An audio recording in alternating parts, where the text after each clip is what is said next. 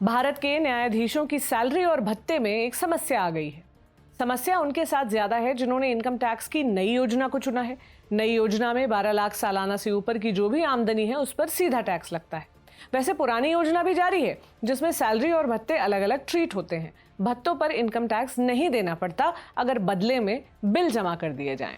अब समस्या क्या है? समस्या और समाधान जानने से पहले आप भारतीय संविधान के 2 अनुच्छेद के बारे में जान लीजिए। संविधान के आर्टिकल 125 भाग 2 में सुप्रीम कोर्ट और आर्टिकल 221 भाग 2 में हाई कोर्ट के जजेस के लिए विशेष व्यवस्था दी गई है। वो ये है कि नियुक्ति के बाद जजों के तय भत्तों और छुट्टी या पेंशन से जुड़े अधिकारों में ऐसा बदलाव नहीं होगा जो नुकसानदेह हो।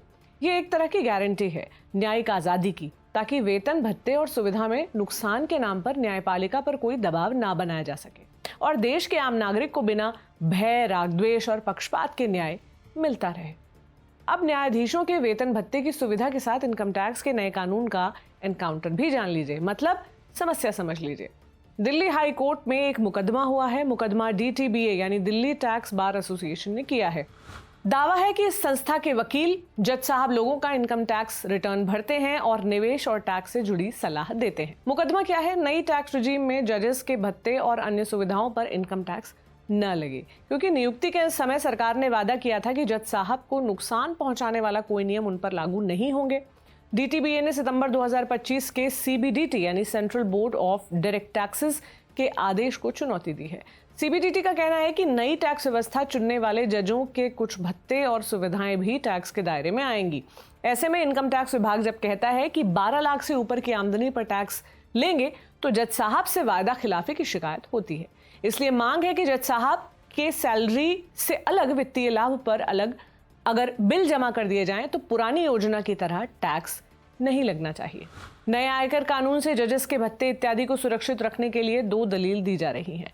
पहली है हाई कोर्ट जजेस salary and conditions of service act 1954 की धारा 22D और दूसरी है सुप्रीम कोर्ट जजेस salary and conditions of service act 1998 की धारा 23D, जो कहती है कि जजेस को मिलने वाली ये खास सुविधाओं उनकी टैक्स योग्य सैलरी में शामिल नहीं की जाएगी। आखिर इन सुविधाओं में क्या क्या शामिल है? पहला, सरकारी घर। अगर सरकारी घर ना मिले तो उसकी जगह मिलने वाला भत्ता यानी HRA, जिसे हम हाउस रेंट अलाउंस कहते हैं।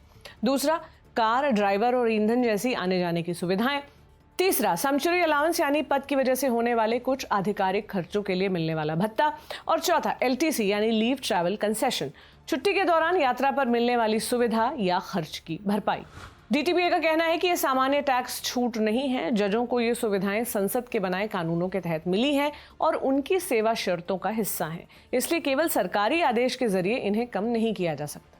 सेवा शर्तें यानी किसी पद पर काम करने वाले व्यक्ति की सैलरी, भत्ते, छुट्टी, पेंशन और दूसरी सुविधाओं से जुड़े तय नियम। इलाहाबाद हाई कोर्ट के जस्टिस संदीप जैन ने भी इसी तरह की याचिका दायर की है। उनकी ग्रॉस सैलरी 2025-26 में 46.78 लाख रुपए थी। इसमें 2.81 लाख रुपए सैंक्चुरी अलाउंस और 7 लाख से कुछ ज्यादा रुपए HRA थे, यानी कुल 9.85 लाख रुपए। उनका कहना है कि नई टैक्स व्यवस्था में इस 9.85 लाख रुपए पर उन्हें पहले वाली छूट नहीं मिलेगी। CBDT का कहना है कि नई टैक्स योजना में टैक्स की दरें कम हैं, ज्यादा रिबेट यानी बनने वाले टैक्स की रकम में सीधी छूट दी गई है और ज्यादा राहत वाले टैक्स स्लैब दिए गए हैं। ऐसे में जजेस को इन सुविधाओं पर अलग से टैक्स छूट देना दोहरा फायदा होगा। इसके बाद 22 जुलाई को दिल्ली हाई कोर्ट ने अंतरिम आदेश दिया और कहा कि जजेस के इनकम टैक्स रिटर्न फिलहाल प्रोसेस न किए जाएं।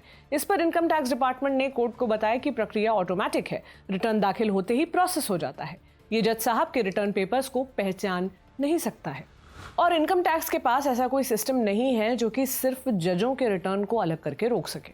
ऐसा करने के लिए देश भर के करोड़ों रिटर्न की प्रोसेसिंग रोकनी पड़ सकती है। तो अब जजेस की सैलरी और भत्ते पर नए इनकम टैक्स कानून के असर का मौजूदा स्टेटस क्या है? दिल्ली हाई कोर्ट ने एक नया रास्ता सुझाया। जिन जजेस ने नई टैक्स योजना में रिटर्न भरा है उनके निजी सचिव 18 अगस्त तक इनकम टैक्स अधिकारी को पैन की जानकारी देंगे। जिन जजेस की जानकारी मिल जाएगी उनसे जुड़ी टैक्स डिमांड या रिफंड पर फिलहाल कार्यवाही नहीं होगी। आखिरी फैसला दिल्ली हाई कोर्ट को अभी करना बाकी है। फिलहाल टैक्स डिमांड और रिफंड को रोक कर रखा गया है। आप इस मामले पर क्या सोचते हैं? हमें कमेंट बॉक्स में जरूर बताएं। देखते रहें इंडियन एक्सप्रेस हिंदी। शुक्रिया।